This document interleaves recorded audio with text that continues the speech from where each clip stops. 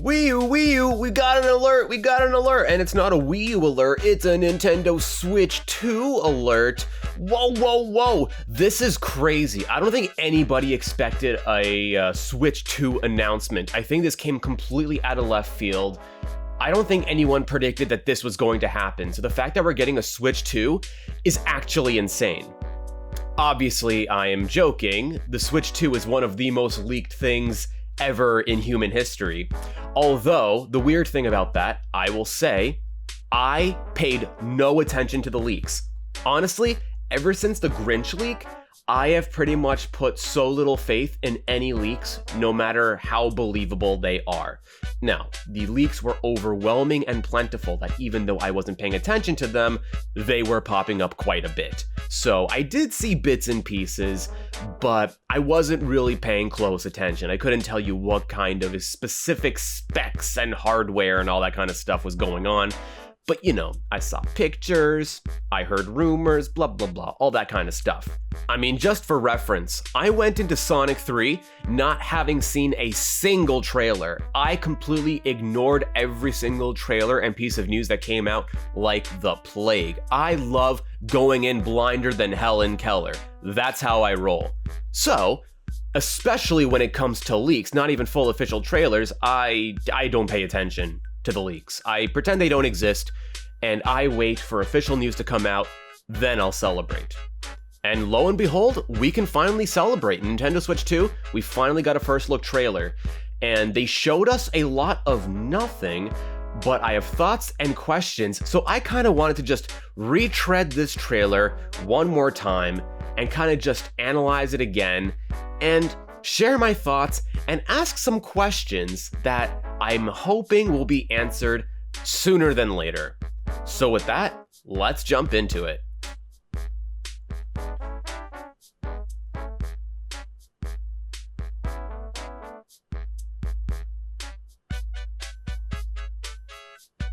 So the original way that the Switch worked with the how you have to press that little button on the back of the Joy-Cons. Obviously, you can't see it from this angle. You press that little button and you slide it out of the Switch's body. It's a good system, but it always felt a little technical. Like, it always felt like, I don't know. It works, but there was something about that always kind of bothered me. And as we're gonna see later in this trailer, there's now a completely new system in place on how they attach to the body, which until we have this thing in our hands and we have it fully explained, I don't know how the new one works better than the old one will. But I remember I've seen so many people misunderstand how to attach the original Joy-Cons into the first Switch because they wouldn't press the button, they would jam them in backwards or the wrong way. I'm guilty of that too. When I first got the Switch and I was trying to figure it out, I feel like everybody borderline broke their Switch with the Joy-Cons, trying to just jam them in, not realizing you had to press and hold the buttons and stuff. I don't know, maybe I just didn't read the instructions on the tin, but I am a fan of however the new one's gonna work. So long as it works, because knowing how Nintendo hardware usually is, I don't understand how the new version isn't gonna rattle around, but we'll get to that. And of course, we just saw the Switch grows bigger. Wait for it. There it is. Love it, love it, love it. The Switch, it's too small. The Switch is too goddamn small. The Joy-Cons, too small. The screen, too small. And, you know, I think even the OLED had an increased screen size, but the system has to still be the same size and shape in order to properly dock, so they couldn't change the entire size and dimensions of it. So by making a brand new console, they can make whatever changes they want to make. Perfect time to buff this bad boy and make into a screen that is actually not gonna strain our eyes. And yeah, the Switch isn't tiny, but it's small. It feels like it's made for a child. And coming from Nintendo, maybe that's what they wanted, but it's time that they made the game console for the gamers. So let's keep going here. I haven't seen this in a hot minute, so I've actually forgotten all the things that happen here. So I just want to retread this. Here we go. So the Switch, hang on. Actually, let me grab my Switch, hang on.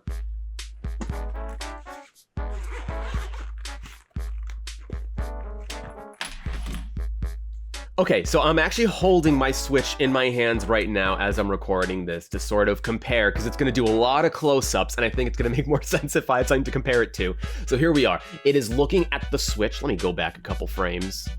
Yeah, so here we have the Switch. Now, that's not actually what the Switch looks like. If you would look at the Switch from this side, you would see all the screws, you'd see the internal little mechanisms and stuff, the thing that the Switch Joy-Con slides into and clicks, but obviously just for simplicity and showing the new console, because the whole point of this trailer is that they etch into this body of the console. So it's flat, but looking at my Switch, yes, I never noticed it, but yeah, it does have this sort of rounded but angular shape to it. It's rounded at the back, flat on top, and this actually isn't 100% accurate, but it's close enough. That's what... It's not fully rounded, but then if we play it here, it's shaving off those edges, and it's nice and sleek. Look at that. Ooh, that's nice. That's modern. That's class. Oh, that's class! So yeah, we got that going on. Now, what the hell just happened here? This is... Oh, okay, so... That is... No, not volume.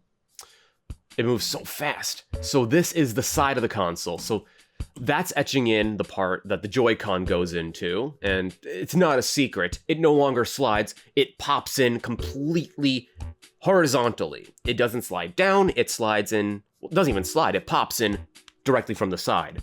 So by having this shape, it can just pop in, and that's one of my thoughts. How is that going to work?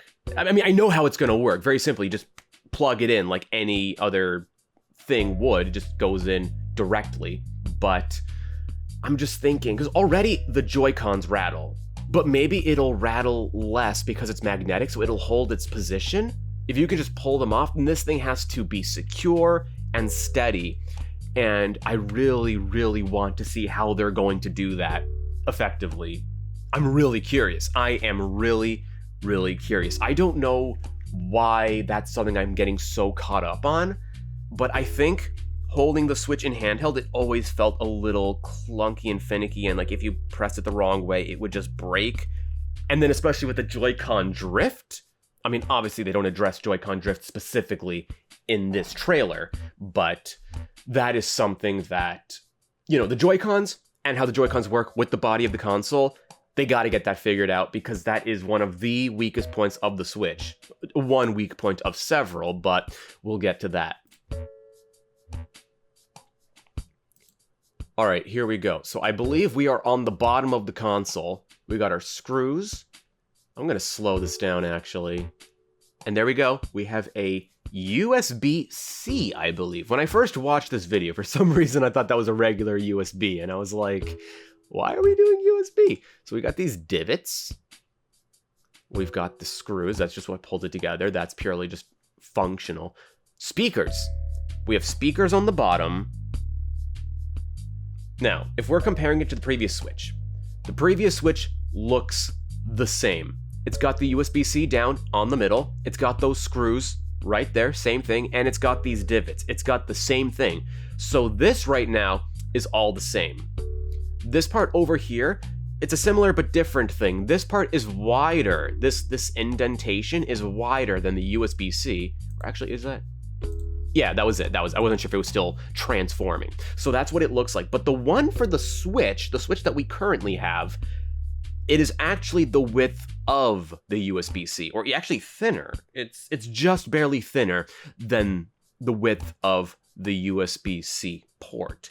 So that's one minor difference here, that however this is going to connect with the dock or cables or whatever the exact functionality of this is, that's a little different. And then more importantly, that's all you get on the Switch's butt. But speaking of butts, look over here. What are these? Those little graded things. These look like speakers. On the first Switch, the speakers are these thin strips on the bottom of the back. So now the speakers are on the bottom. I'm guessing that's a good thing, because they wouldn't do something for no reason. I'm wondering if that's because if you're holding it, like they don't want your fingers to cover it, because you're not going to be holding a Switch like on the bottom. Like you're not going to be like holding it like you're making an offering to the sun gods. You're holding it by the Joy-Cons, and that's where your fingers go. Maybe they want the back of it to be smoother, sleek, and then they have the speakers on the bottom. Actually, no, I know why they made that difference. As we're about to see, there is a new stand on the back, which with the current Switch's body, the shape and outline of that new kickstand would go directly over where the Switch 1 speakers are. So they've changed the positioning of the speakers as not to interfere with the not Joy-Con, the kickstand. Okay, that's what it's looking like so far. All right, so now we're on the top. Power and volume. Power and volume, these are the same. It looks like they made, instead of having it circular like it is right now, the power button is now more like oval. It's a little bit more of like an elongated circular oval. So then we got our volume, then we'll keep going. Whoa. So the vent is on the left. On the Switch, I mean, I have like the first version of the Switch, I believe. I never got the OLED or the Switch Lite or anything like that. But it looks like over here, that's a button. Is that like a sync button? There's a button here. There's a button here that is not on the Switch. There's no more buttons. There's only power and volume on the Switch. So this button that could be a sync button. This could just be a button with a completely new functionality. There could be some kind of new gimmick or connectivity, function, feature, something that hasn't been explained or covered yet, or at least it's not in my knowledge yet. But right now, I guess all we can do is wait and see, aside from just purely guessing. But we'll see what that is. But that button is not on the current Switch. And then as we keep going, yep, here we go. So it's still forming here. It's expanding, but it's going by. That's a screw and the vent. Now that the vent is favoring when you hold it in your hands and you're looking at the screen, the vent starts kind of right of middle a little bit, and it's an elongated thing. It's pretty noticeable actually. It's a very large opening on the top of the console. And here, I mean, the screen moves as it's forming, so, see, like that part's expanding. So actually, oh, and then there's the, wait, what's happening? Oh, okay, right, that's the other USB-C. So that is a huge thing that you've probably been there. You connect a charging cable into your Switch or your phone, whatever, and because it's on the bottom, when you rest it, you're bending that cable. Now we have a USB-C on the top and bottom. Love it, love it. So actually now I jumped too soon. This vent, it looks like it's essentially the same as on the first Switch. Actually, it looks like this vent might be even larger. Let me go back for a second. I want to see where it starts, because the way they edit this, yeah, it's like right there. So it's like along the entire thing. And of course, this is a 3D model. This isn't actually the physical version of the Switch. So this is just meant to present the console. So some of the exact measurements and shapes might be a little bit inaccurate. That's very much possibly the case. That does happen. For example, in the beginning of the trailer, the shape of the Switch 1 turning into the Switch 2, it was not actually accurate. Like, it was a lot more angular on one part of it. So I'm not sure if that means that the entire top between the volume button and the USB-C cable is going to be vent, or if it's going to be about the same size as it was on the first Switch. Because on the first Switch, the vent itself, it's like, I don't know, like about like a quarter of the entire width of the Switch. Because of how hot the Switch gets, and because this one's presumably going to be more powerful, I mean, I don't know why they would release a Switch 2 without making it more powerful. So I'm assuming that this vent could actually be bigger than on the Switch 1, because if the Switch 1 is already getting as hot as it is, and it's pretty much got the power of a smartphone, then this one, it's going to need a little help ventilating and operating, better graphics in such a small little body. So it looks like that vent might actually be bigger. And then here we go, we get to the good stuff. We get the feature that we don't have on the Switch 1. We got the USB-C. Very nice. Love it. So now we can connect on the bottom or the top. Great. Followed by the aux headphone jack. The fact that we're still getting this, what used to be the most expected, commonplace, obligatory feature in any electronic. The fact that a console coming in 2025, right? It is coming in 2025, yeah. That's coming in 2025. It should be obvious, but these days, it's just not. It just isn't. And I think we can all partly blame Apple for trying to innovate by getting rid of common sense functionality on devices. So good on Nintendo for keeping this. I've only used the headphone jack on my Switch a couple times, but every time I've used it, I was so glad it was there. You know, when you're on airplanes or, you know, you just want to listen to better quality through headphones, better than the speakers on the Switch, you know, you're lying in bed playing handheld. Even if you only need to use it once, if you ever need to use it at least once, you're glad it's there. So it takes up so little space. Very simple hardware, generally speaking, so glad to see it. And we can already see over here, this little crease, if we're following the guidelines of the original Switch, that is where the physical game cards go. And it looks like we don't care about that. And of course, because why do we care about that? Why do we care about the game card? We care about the USB-C, baby. You can tell like which features they are trying to, you know, emphasize here. Now, we got this little rubber nub. I love rubber nubs. Rubber nubs are great. And here, right here, we can see exactly what I was talking about. We can see exactly what I was talking about here. See that speaker? The speaker on the bottom of the Switch. And now look what happens here. Oh, we got the kickstand. What's gonna happen? What's gonna happen? Oh, it's so close. Look at that. Oh, that's where it is. The kickstand's all the way at the bottom of the Switch. It's not even the back of it. It goes just to the ass crack of the Switch. So the part where the kickstand ends is exactly the exact millimeter where the speakers begin. Very nice. And that makes a lot of sense. See, because on the original Switch, if you're looking at the speakers would be just about where this crease is. So instead of putting the speakers away on the back of the thing, like they would have to raise the speakers. So it makes a lot more sense to put it on the bottom where it doesn't interfere with the screen, it doesn't interfere with the texture of the back, it doesn't interfere with the kickstand. Very smart decision.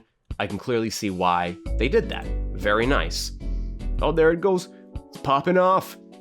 Oh, and here we can see little thing for the not kickstand, good lord, for the game card. They didn't really show it at all, you know, only a glimpse of it, but it looks like it's effectively the same.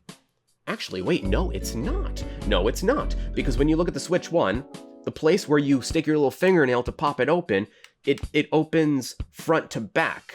It opens front to back because the little nub is on the top of it. Now, the nub where you flick it, it's on the back. So it looks like now you flick it back to front. So now we're answering the age-old question, which way do you wipe? Front to back or back to front? The Switch 2 wipes back to front. Very interesting. And I think a lot of the design decisions here made around the top and bottom of the console, it really looks like they're trying to make space for the new and adjusted features and trying to make it sleek. So far, I'm happy with these decisions. And look at this kickstand here. You got this giant kickstand, and then you got these plastic bits over here. Look at that. It's a lot more stuff going on because the kickstand for the original Switch, and I understand there were changes for the OLED Switch. I'm comparing this to the very first original version of the Switch. 1, because that's the one that I have. 2, I think it's the one that most people have. And 3, we're comparing, or at least I'm trying to compare, the original state of the Switch on launch versus the Switch 2 on launch. I think that's the most direct comparison. But when you look at the kickstand for the Switch, excuse me, when you look at the kickstand for the Switch, it is a little plastic rectangle that just kind of pops out the side. It always feels like it's prone to breaking. It's very small. I mean, it's wider than one of these, but it certainly is a lot thinner than this entire length of the console. It's just kind of like a little rectangle here. And then also, when you open it, that's where the micro USB goes. Micro USB, micro SD. Good lord, excuse me, it's early. And I'm now looking, it's a really weird thing to do because anytime you open your kickstand, anytime you open the kickstand, you're exposing your micro SD. And I've always thought that was super weird. Like, why couldn't they just have made a separate opening that doesn't have to, like, why did they share the kickstand with the opening of the micro SD? I've always thought that was weird. I've always thought that was super weird and potentially dangerous. Because what if something happens and the micro SD falls out when you're using the kickstand? If you're using the kickstand, you're presumably away from a TV. You might be on the go. You might be using it on a table. And such a small device on the back of a console, you really can't keep tabs on it. So I've always hated that. But now that I'm looking at this, I'm trying to see where does the micro SD go? Because on the original Switch, it would be somewhere here, but it's flat. There's a screw for the the structure of the device. And there's like a little thing. Am I on full quality right now? Yeah. I don't really see anything here. It looks like there's a little groove, but I don't know if that's just the way it's built. We got a little groove thing over here. And then you got this little hole here, and maybe that has something to do with the micro SD or something else entirely, or maybe that's just the shape of it again. Maybe these are just, for our purposes, pointless shapes of the console. I forget if it zooms in. I don't think it does because it's just showing the kickstand here. Yep, there it is. Look at that. And it's showing how it's so flexible, oh, it comes out of the thing. Oh, so it's like an entire swivel system. That's very cool. I really like this kickstand. If memory serves me right, the Switch OLED had a better kickstand, and I was always jealous of that. I was always jealous of the better screen, and I was always jealous of the kickstand. And now I can buy the new version of the Switch without having to buy the same console twice. Now I can buy the same console twice, but this one's got a 2 at the end of it. Take that. All right, now it's gonna pop off. But look at that, look how flexible. Oh, and I had a thought. I had a thought about this. It's showing why I can do that, and it starts to make you wonder. Oh, and because of the flexibility of it, look at it, you got this rubber nub. That's why the rubber nub kind of curves around that edge, so depending on the angle, if it's upright or practically on its back, it can always support the console without getting scratched. Very good. But here's the thing, and we're about to see this in a couple moments. It looks like the Joy-Cons have these infrared sensors, or whatchamacallit, and they can effectively function like mice. They essentially have the same piece of technology that most mice use these days, and we're gonna see that in a second. But I was thinking, why? Why are they doing that? Sure, okay, that's a very non-interfering gimmick. The Wii U and the Switch both had gimmicks that got not a lot of use and could potentially be very expensive to implement or were complicated for developers to reasonably function, reasonably put into their games. And I think a lot of the gimmicks essentially ended up becoming pointless. Sure, maybe they were good ideas on their own, but good luck trying to get every single developer to actually pay attention and use these devices, these functions. And I think by having this infrared sensor, it is such an internal piece of hardware, and it's a very small thing. It's a very simple mechanism. And I think this is a gimmick that's going to be a lot more approachable, because it's essentially, it can function like another joystick, another D-pad. It's another simple input of, when device moves forward, move cursor or character X direction. I think it's a simple one-to-one. It's the same way how when you're moving your cursor, when you move your mouse, it's very intuitive. You know where it's going to move. It follows the movement of the mouse because the mouse is tracking how it's moving along a surface, and it just tracks that. It's a very simple, very old technology. That's the funny thing. It's a very old technology, but is a new implementation in the Switch too. That is a gimmick that I don't think anybody before all the leaks and stuff would have guessed, or that would be a very uncommon guess. I certainly wouldn't have thought of it. It's a very creative idea to turn the Switch Joy-Cons into a mouse, but it's interesting because even taking the old Joy-Con right now in my hand and trying to putting it down as if it were a mouse, the R button and ZR button, for instance, it functions like a left click and a right click very perfectly. It almost already forms to the shape of your hand. And we're talking about the Switch 1, not even the Switch 2 with the modified sizes and proportions. But why am I talking about this now? Look at this. You got a mouse, right? You got your Switch mouse, Joy-Con mouse. What goes with a mouse? A keyboard. What does this look like? Isn't it possible that this could function like a keyboard, or part of the screen could pop up like a keyboard? I don't know. I don't know. I'm just asking questions. I don't know. I don't understand. I don't understand what Nintendo is cooking here exactly yet.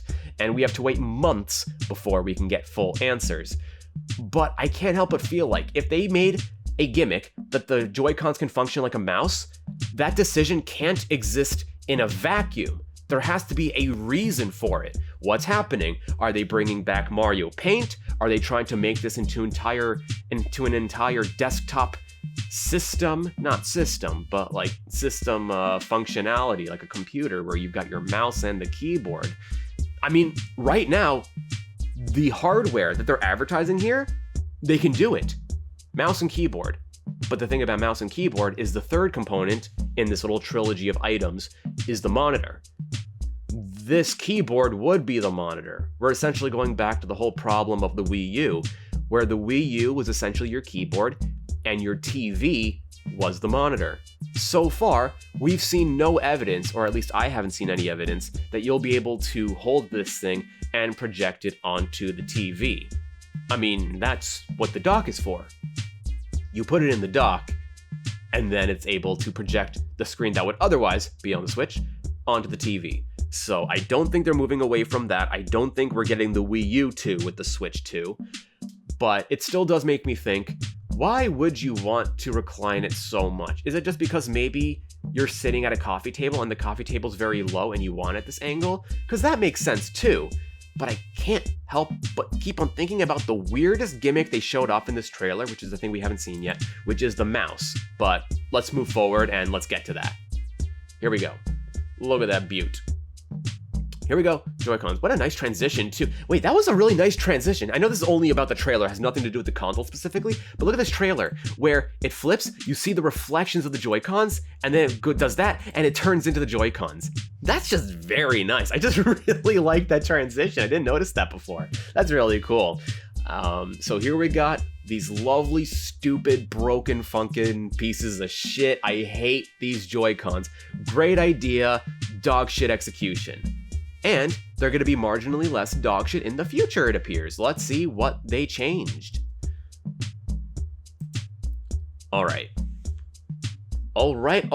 This is perfect that they did it like this because we can exactly compare the left one with the right one. And of course, the transformation is not done yet, but we can already see the beginning changes. So here we have the L button, R button, essentially the same things, just opposite each other. This button, look how much lower it goes. It is a bigger button, easier to reach. And look, and because it reaches so far down, if you were to put it on its side, that looks like a mouse click button. They really are redesigning it to work as a mouse. Good for them. I think they increased the size of the home button. Wait, let's play that again. Okay, the home button's here. Actually, no, it's about the same. Oh shit, transformation wasn't done. I'm a fool. It gets even bigger. There we go. Wonderful. How could I have forgotten one of the most important parts? I don't know about you guys. Whenever I hold a Joy-Con in my hands, I feel like I'm borrowing some Child's Fisher-Price toy. This stupid goddamn thing was made for ants. It was made for friggin' ants. I'm not an ant, I'm a man! And I need a controller that can actually fit in a human hand. And I have very long, creepy spider fingers. So the Joy-Cons were always just a no-go. I always resorted to using the Pro Controller, which I'm going to continue using the Pro Controller. And gosh dingly dang, I just realized another question. I'm assuming the Switch's Pro Controller will work with the Switch 2. The Switch 2, as we already know, is backwards compatible. So I'm assuming a lot of the peripherals and stuff will still be applicable and usable. Because I certainly don't want to buy another Pro Controller. That thing is expensive as hell. But more importantly, I don't want to pay for more Joy-Cons. I don't want to buy more Joy-Cons because they should work when you get them. A controller should at least survive the length of a console's lifespan. And the Joy-Cons barely survived a year. I don't have to explain this to you guys. I think everybody's been down that road where your Joy-Con stops working, and I know there's ways to potentially fix it, but one, we shouldn't have to do that, and two, it can be very invasive and potentially risky, and I never even bothered because I just did not care. And to be fair, my Joy-Cons got Joy-Con drift very late. Like, it took mine a couple years, but that's because I didn't play in handheld that much, and also I was using the Pro Controller a lot. So I think mine did not receive as much wear as other people's Joy-Cons would have, but that doesn't change the fact that it was a consistent issue. This was this generation's version of the Red Ring of Death. Until we get the final system in our hands and we see how it plays in the wild, we're not going to know for certain whether or not we're going to have this plague of a problem again. But here's to hoping, because Joy-Con drift makes certain games literally impossible to play. I mean, it was bad. It's not even like Joy-Con drift. It's like Joy-Con rip current. Like, it's just, your characters run in random directions, and it's so stupid. It's so frustrating. Like, I partly stopped playing my Switch because of it. I was like, okay, if you're not going to work properly, fuck you. So I just kind of dropped off the whole thing, you know, because it's like I can play on a mouse and keyboard on my PC where that will not be a problem. Yeah, ridiculous stuff. And for how expensive the Joy-Cons are and how they put in all these bells and whistles and stuff in the Joy-Cons to make them so expensive, nah, like, and they took no accountability. The Joy-Con situation, one of the worst problems with the Switch. The second biggest problem, of course, is the actual hardware and how it's able to run its games. We will get to that. But one thing at a time. Joy-Con, bigger. The joystick over here, it's got a wider rim. This is very thin. This one has a very thin rim, and this one's wider. I feel like that's better. It's more conducive to actually, like, cradling your thumb when you hold it in the middle. I think the buttons are marginally bigger. Yeah, I believe so. Yeah, I think everything has been scaled up a little bit. It doesn't look much wider. It doesn't look much wider than the original Switch 1 Joy-Con, but it definitely is taller. And that, at least, feeling it in your hand, yeah, it was always missing a little bit of length in that department. Yeah, when you hold it in your hand, it just, Switch 1 Joy-Con, it's too small. If it was at least longer, you could at least kind of rest in the base of your palm when you hold it single-handedly. So, great decision. If they didn't do this, if they didn't make the Switch 2 larger, it would have been the hugest miss. Like, it would be a massive problem. So, love to see it. Also, I think I already mentioned it. This is curved. The original Switch is flat, curves, flat. This one is curved, flat, and curves again. So, sleeker design, I think. It does have a sleeker design. It's more fully ovalish all the way through. And also, what the yuck is this? What's going on here? I've seen people talking about this. I think I heard somebody call this the C button. I don't see a C, but I've seen people call it a C button. Or maybe they were talking about something else. I don't know. Again, I'm sort of deliberately approaching these thoughts and reactions from a non-leaked perspective. I haven't seen the leaks. I haven't looked into them. I haven't heard a lot of talk about this. I've just heard murmurs. So that's what I'm going off of. There's actually a lot to talk about with just the Joy-Con here, because then here you can see the mechanism that clicks in, and here there's nothing. Again, I think it's still going to continue transforming, but it does not have anything as... No, yes it does. I'm a fool. Let me wait for it to transform. I think a thing does stick out in a moment. Oh, and there we have our second one. So we see the entire way it looks. Very sleek, very nice. I really do like the look. Wait. Hang on. It's a circle. Is that just a circle? Oh, for some reason, I thought this was like a circular arrow. I thought this was like an arrowhead. I thought it was like a rewind or a redo button. I was like, oh, they changed the functionality. But no, I think the home button and the capture button are still the same. Just this is the new button. And that's the thing. We've got this button, And then we've got that button on the top of the Switch, remember? There was that weird circular button that wasn't labeled, and I was like, I wonder what that is. Is that a sync button? Is that like, what is that? So that's interesting. That's interesting to see what that's gonna be. I don't know if anyone knows for sure yet, but I certainly don't, and I don't think anything to show what it is in this video has been presented or will be presented. So let's keep trucking along. Here we go. Oh yeah, when it's at the angle, you can see just the very marginally textured arrows on the Joy-Con there, because the arrows are sort of physically embossed very marginally on the Switch one, but on this one, at least on this 3D render of the Joy-Cons, it looks like they're just kind of textured on. Here we go. And now we've got our goo. So the Switch is much less colorful. The Switch 2 is much less colorful than the Switch 1. Although, to be fair, there were gray Switches. Just the most iconic Switch is the blue and red. But then also, for example, I have the green and pink Switch. There were many versions of the Switch. You could mix and match Joy-Cons.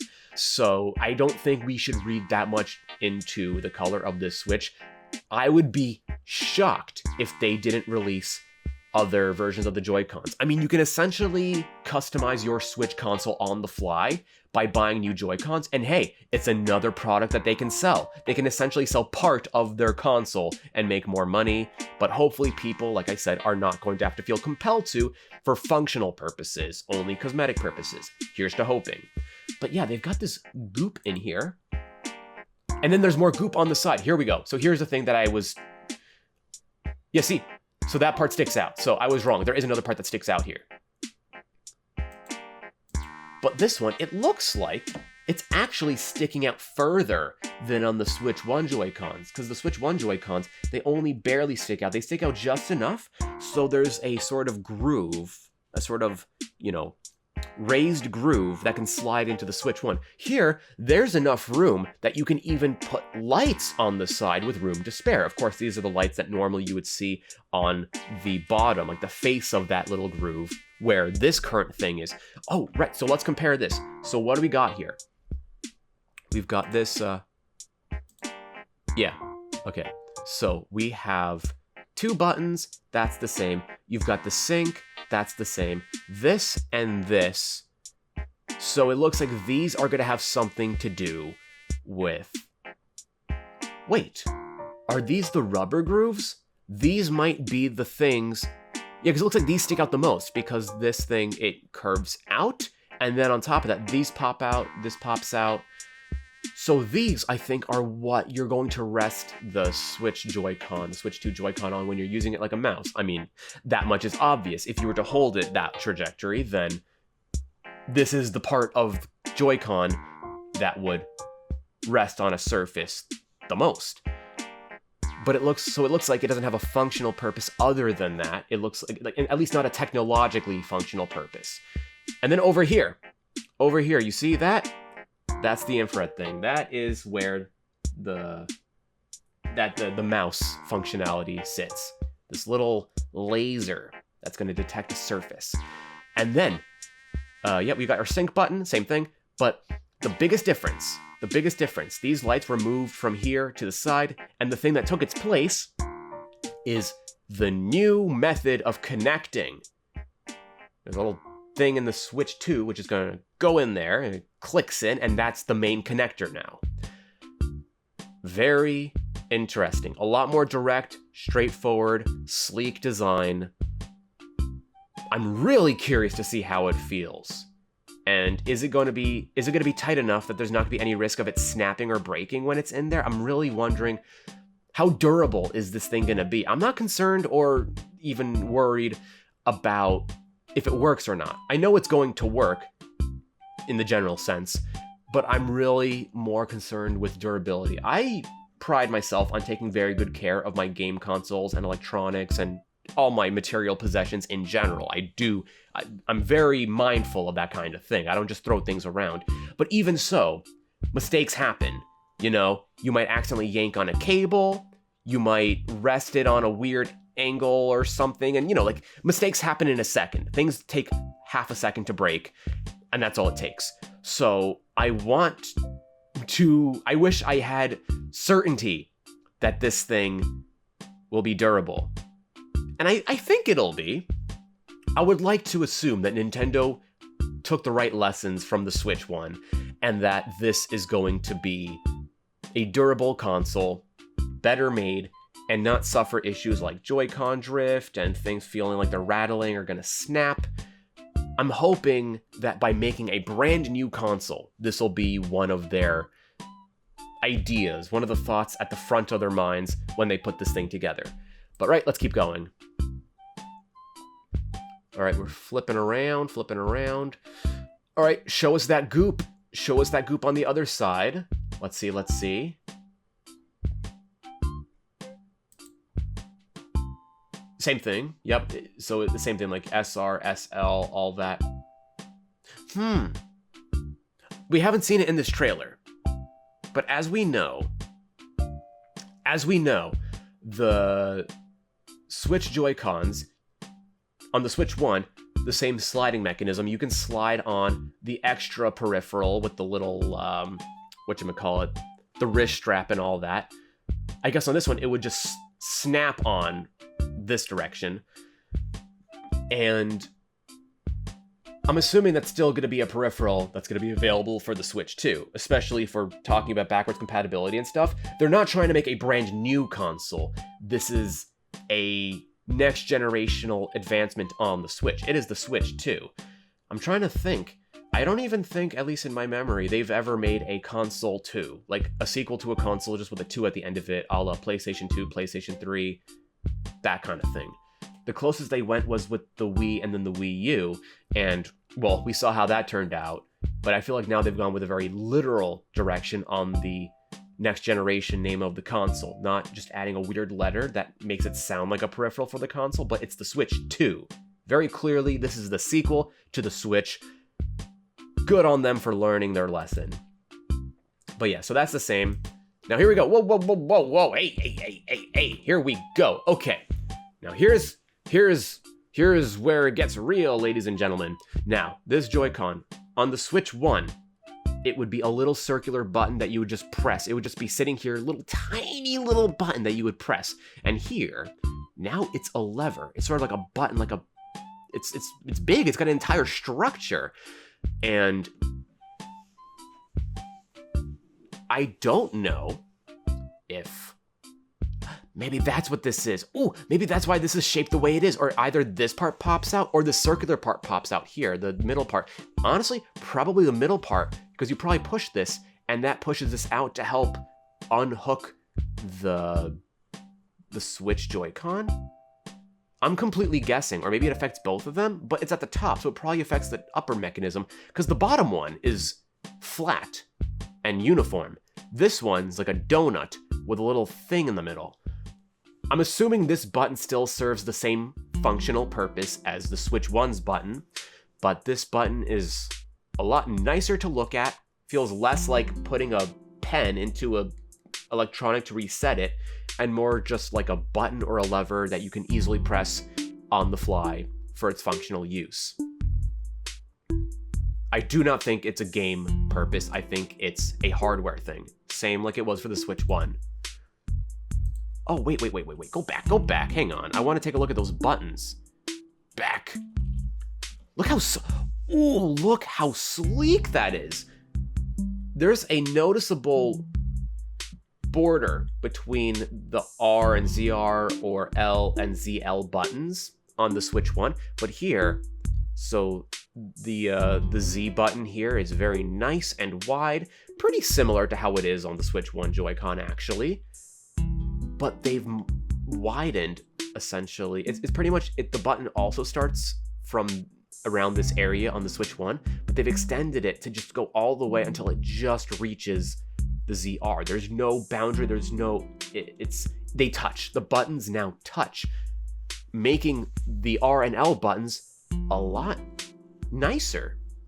Nicer to the feel too, probably just looking at it. It looks very smooth and very ergonomic. I'm really liking these new Joy-Cons, really digging it.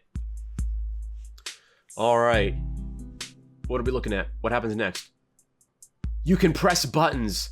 Fucking hold the phone. You can press buttons. Revolutionary. All right, so here we see how it rotates.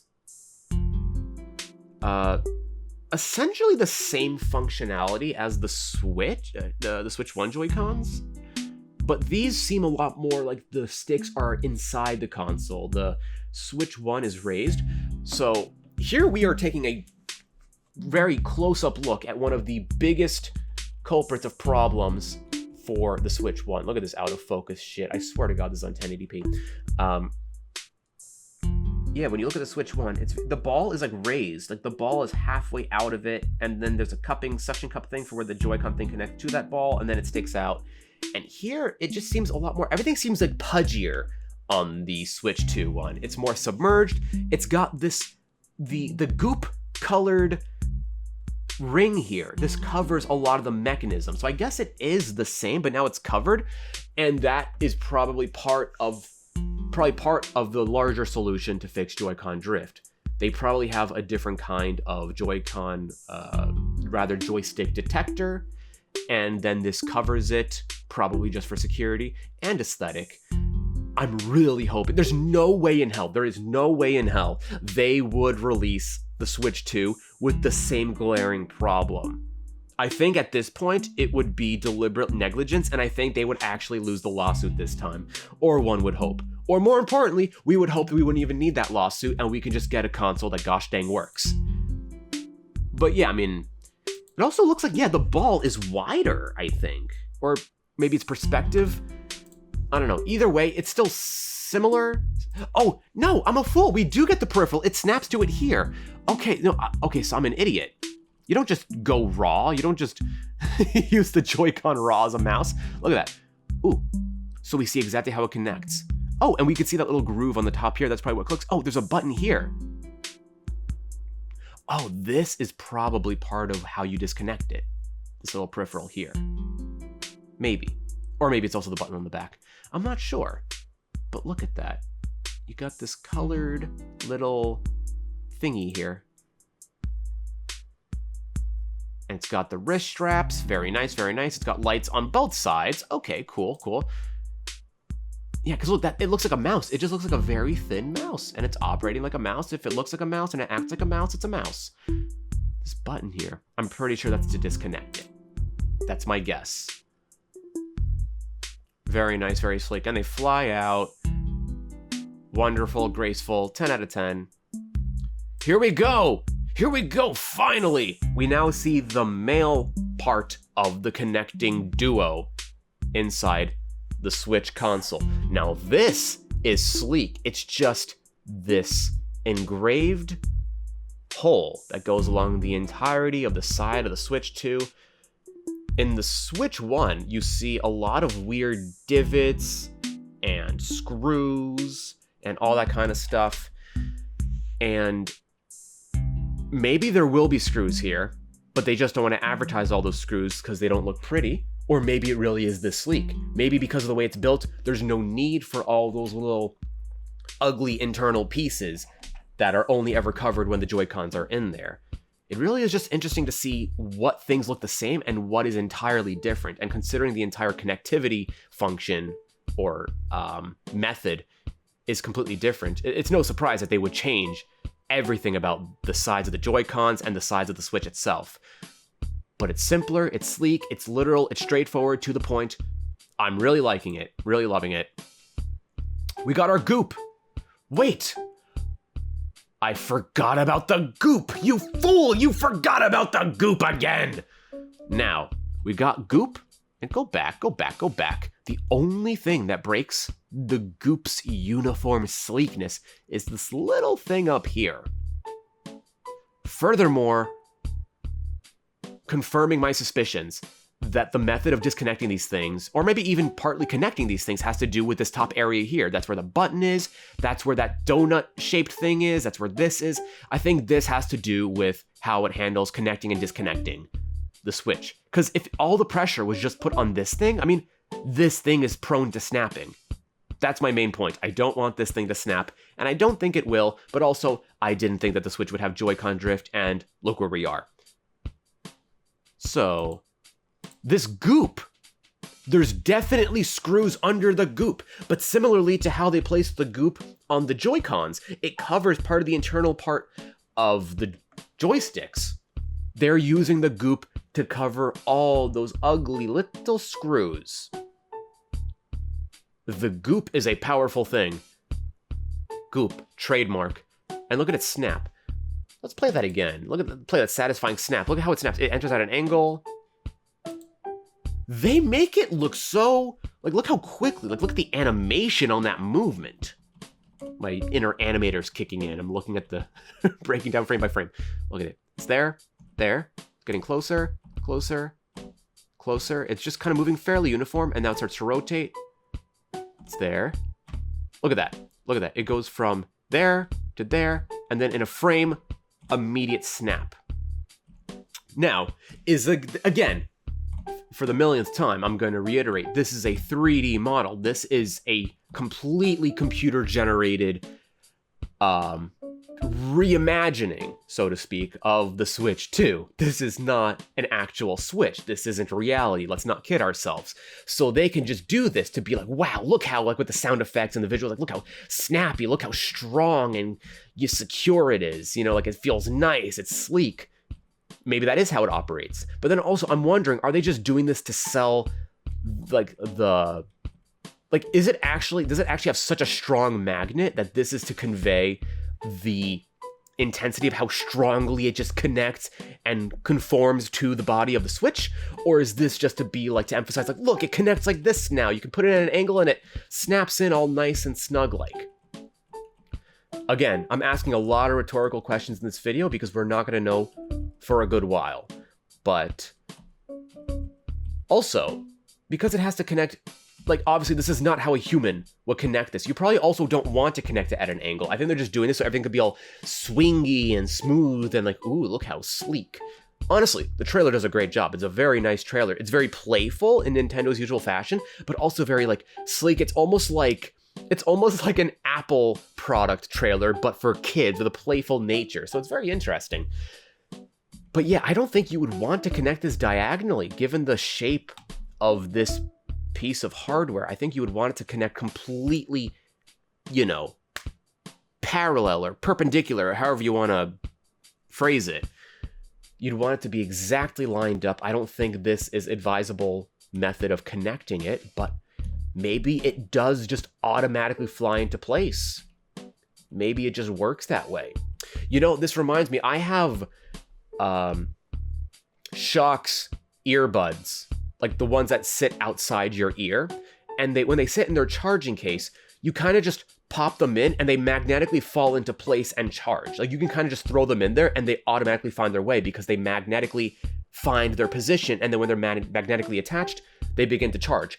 The difference is, though, the charging thing, no components stick out. There's the earbuds, and then the charging thing is just sort of two parts that touch each other. Nothing inserts. It magnetically sits there, and it's held in place to rest against a charging surface. This is a sticking thing that sticks out. So I don't think the magnetic stuff would work the same way. If it worked like my headphones, then it could just snap in there like it is in the trailer. But I think this is exaggerated. I think this is an exaggerated thing. The sound design goes hard, though. I love it. Oh, more goop. Facepalm. I'm an idiot. Oh my god, of course, the goddamn console. That marking, that's a minus. And this is a plus. Jesus Christ, I'm an idiot. Okay, that's very funny. It's very funny that that didn't occur to me, of course, because this is the plus, this is the minus.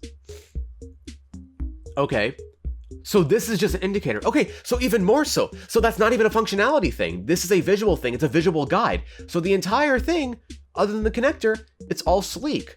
Okay, so, you know, another point to sleekness. Good on them. Look at that. Introducing the Steam Deck. You can see the color bleeding through. See? Kind of bleeding through. It's not bleeding through enough where it looks like that's intentional, but it's still visible. I'm wondering how that's going to translate in real life. Like how that's visually going to look in a regular environment, not in this 3D generated white void. All right. Pop again. 2. Yes, it's the Switch 2. Nintendo Switch 2. Fantastic. I can speed this up. Actually, wait. Oh, it suddenly went too fast.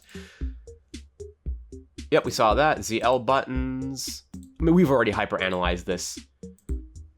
Oh, wait, hang on. I want to see if all the markings are the same there.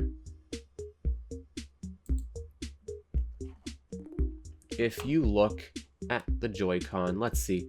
You've got Nintendo, you've got Num, you've got those arrows. Yep, those are the arrows. Then you've got a triangle. These are the same. CE.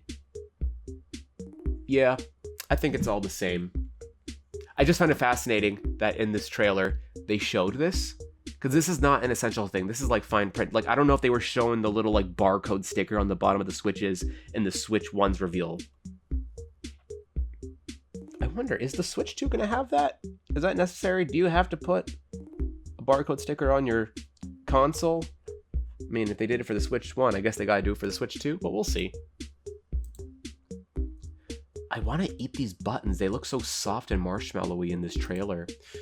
But obviously, they're probably still going to be plastic, same material, like we've become familiarized on the Switch 1.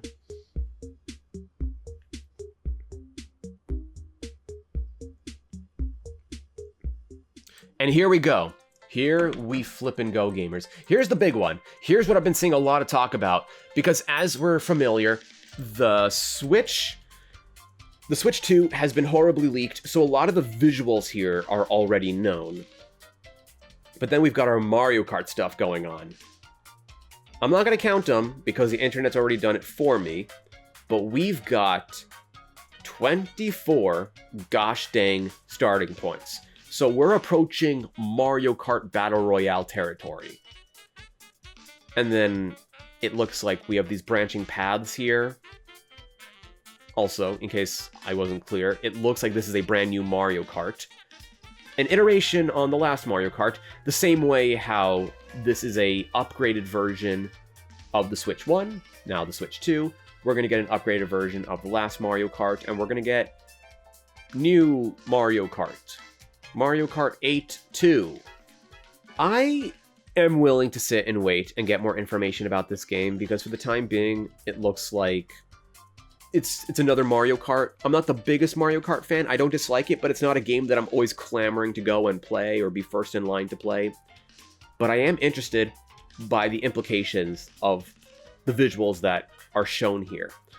You've got all these starting points showing, okay, there's more players, but that could also just be nothing. That could be the Switch 2 just being more powerful, so it's able to easily render and handle more players while still keeping the graphical quality.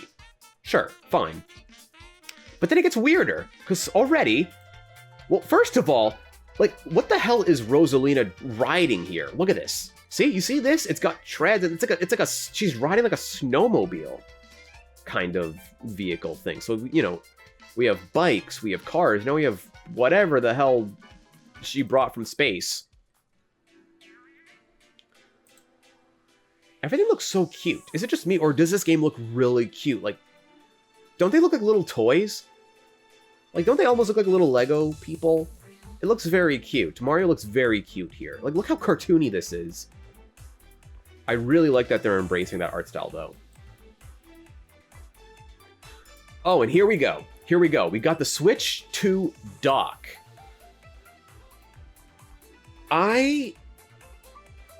Okay. I guess I see where they're going with this. So the Switch 2 dock effectively looks the same as the Switch 1 dock. The main differences are, obviously, new logo. There's a 2 now. And the main difference is this hugely rounded edge. The Switch 1 is very much rectangular. Just the corner is just like rounded. It's like just the corner itself, not this much. Like this whole area would be covered triangularly. Now they've rounded it. And I think it looks a little weird because it makes this weird negative space with this like sharp corner. You have such a rounded dock, which forms a sharp corner geometrically with the Switch 2's screen. And I don't know why this bothers me so much, but it does bother me a little bit. Because the Switch 2, a square console, because the Joy-Cons, forget the Joy-Cons, this is the part that goes in. The rectangular Switch. The rectangular object goes into a rectangular dock. Fantastic. But now with the Switch 2, it's rounded. Like, it's like, where does the, what kind of console does the rounded Switch 2 dock fit? That's right, it uses the square Switch. That's right, it goes in the square hole. Like, it doesn't fit. It doesn't match geometrically.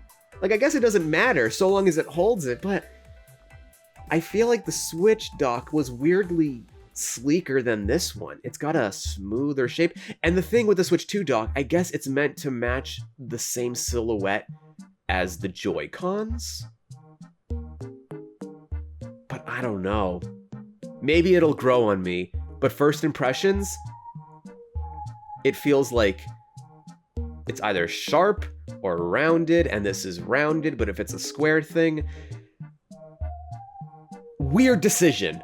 Weird decision, though I guess you are saving this amount, you know, on each side you're saving these little triangular pieces of plastic. Less plastic you're using, you're saving on materials. So if we're looking at it from a, you know, an economical standpoint, sure, okay. You know, save the trees, save the bees. See, because look, it's screen on or screen off, you can see it pinches the screen here visually. I don't know. It's just like a pet peeve. I know that a lot of people might not even think about or notice this component of it. They're like, "Oh, cool. The Switch dock has a new shape." But I think it looks weird. It's an odd decision. Every other decision on the Switch's body, the Switch 2's body, made sense. But this is the first one where I'm very much like, what is the vision here? What's the idea? Again, maybe it'll grow on me. I'm deliberately hyper-analyzing all of this, so we'll see how that grows on me.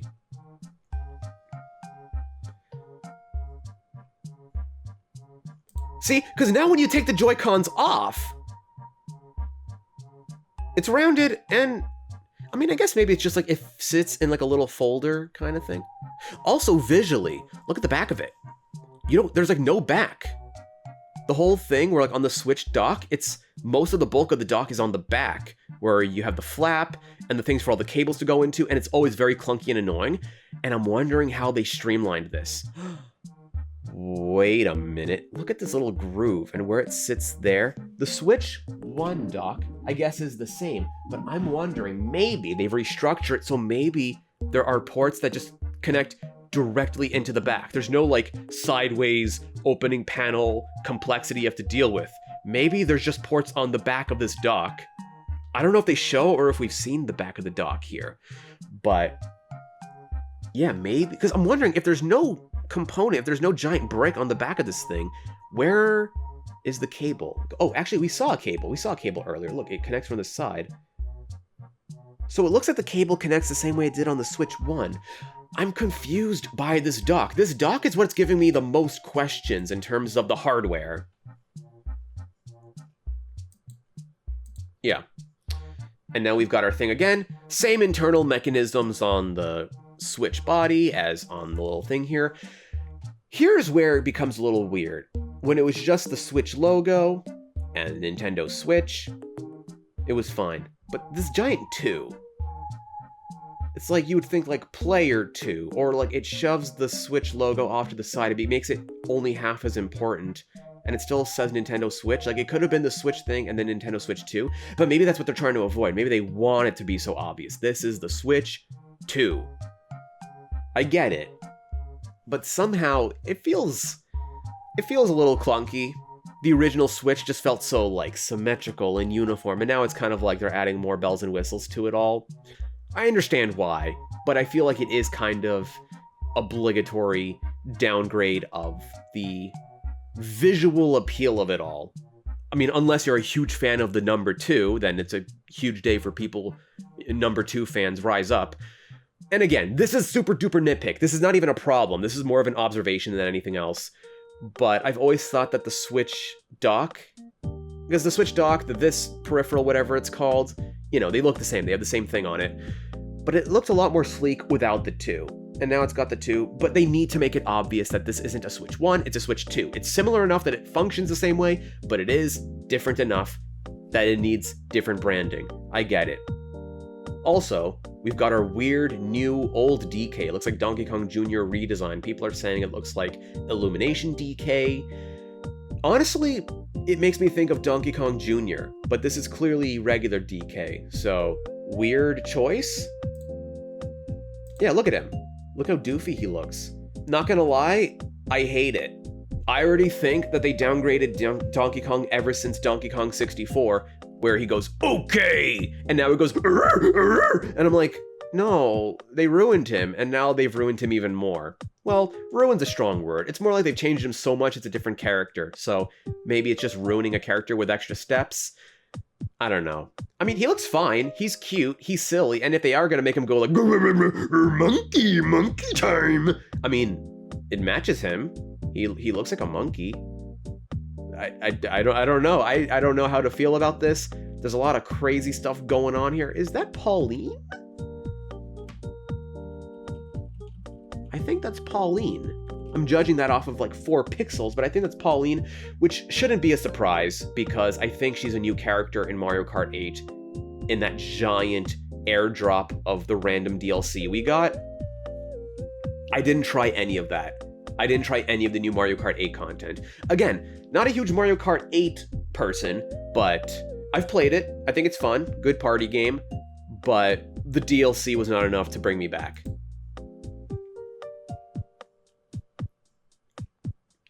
We got a boost, we got a car. And it does this thing where it like pops out diagonally. Why do they keep popping it out diagonally?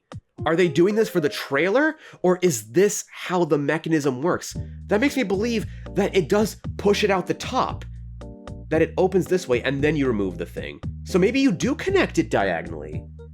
Because they've been very deliberate about that. They've done it 3 times. They show the Joy-Con diagonally relative to the piece of hardware it's connecting to 3 times. So I'm starting to think that's not just a visual flair thing. I think that's actually functionally how this is going to work, especially because the button's on the back of the Joy-Con here, just the way it was on the Switch 1. Very interesting stuff. Well, interesting's a strong word. 2025. Yeah, I mean, I think we would expect that it would come out this year. I think earlier in history, we could have even expected that it would come out last year, you know, if the timeline had gone differently. I think if the Switch hadn't done nearly as well as it did, we would have gotten it last year or earlier, but very successful console. So successful, it's a console so nice, they want to sell it twice. Now here's the big one. Here's the big one. When I first watched this trailer, for some reason, I don't know about you guys, I was not expecting backwards compatibility. And here is the main part. Here is actually the main thing I wanted to talk about. So now that we've got all the, you know, first impressions and all that stuff out of the way, backwards compatibility, it's a whole thing, but there's something concerning me that it dates all the way back to the Wii U. So let's read this. Plays Nintendo Switch 2 exclusive games as well as Nintendo Switch games. Nintendo Switch 2 exclusive games, so duh, I think we could expect new console. It's going to have Switch 2 games. The same way, you know, think of it like the Nintendo 3DS versus the Nintendo DS.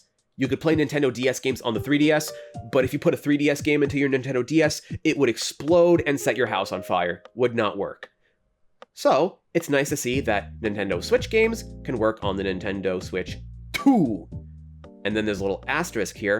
An asterisk? What are you trying to tell us, boy? What is it, boy? Ruff, ruff! Nintendo Switch 2 plays both physical and digital Nintendo Switch games. So it's not exclusive to just the physical ones. We'll be able to move our... it's not just physical. We can move our digital games onto the Switch 2.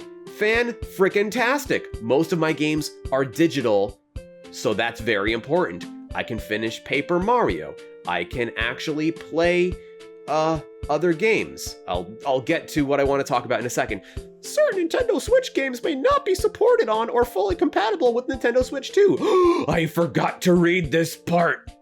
I guess that's fine print they have to put in, because certain games just might not function properly.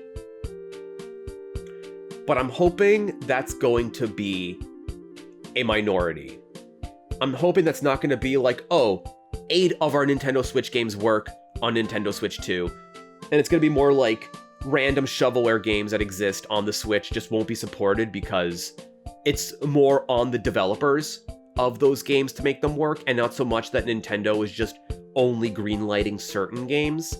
I mean, I guess they also have to do that, because if everything was compatible on Switch 2, why wouldn't they just, like, why wouldn't people just stick with the Switch 1? But then also, for the previous things I mentioned, Joy-Con drift, worse hardware, all that kind of stuff, you know, smaller screen, people might want to make the upgrade anyway, just to have a better experience.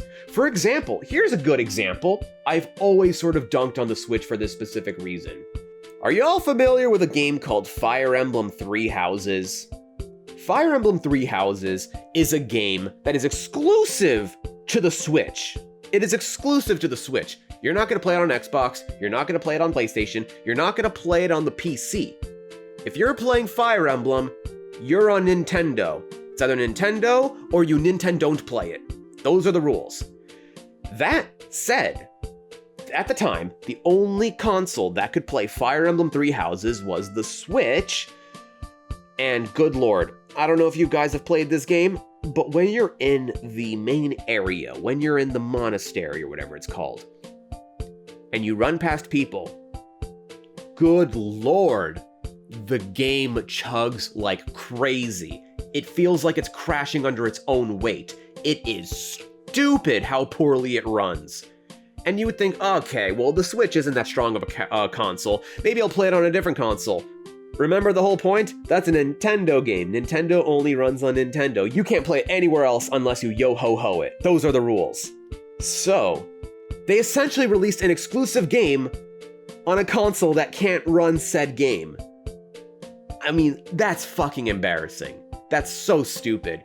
So, that's what makes me think this is huge. I wasn't expecting backwards compatibility for some reason. I feel like backwards compatibility for some reason is such an afterthought for these games consoles these days.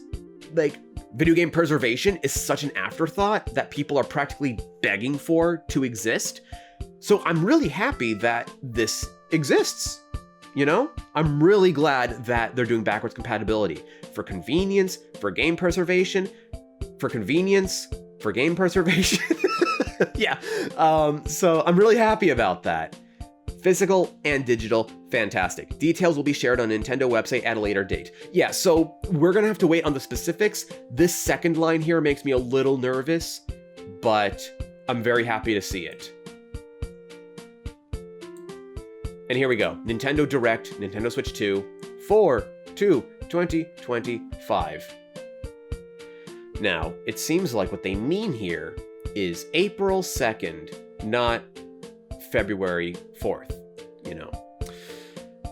Makes no sense to do month, day, year. That is the date structure that I was taught as a dirty American. Pretty sure that's what they're putting down here. Tinfoil hat time. I'm assuming they might have put this trailer out as early as they did relative to the Direct, because this console already got so leaked, they just wanted to get ahead of the curve finally and make it official so that people wouldn't be talking about leaks, but actually talking about the console. And also, you know, strike while the iron's hot. If everybody's talking about the Switch 2, bring it up. Make the official release, you know? Maybe they were already planning to announce it now, and that's why all the leaks were coming out as rapidly as they were right now, because we were this close to the final release. Who knows? I mean, either way, it's unimportant. I don't really care. That's not something which concerns me. Maybe that's more interesting to certain people. I'm just glad that the trailer is finally here. Nintendo Switch 2 Experience! Series of hands-on events held around the world. For more details, please check the official Nintendo website, please. So that's pretty cool. I mean, duh, you would expect this. This much isn't a surprise. But it's cool that they're already advertising, yeah, you'll have your hands on it soon enough. But again, we don't know when that's going to happen. Is that going to happen before or after the Direct?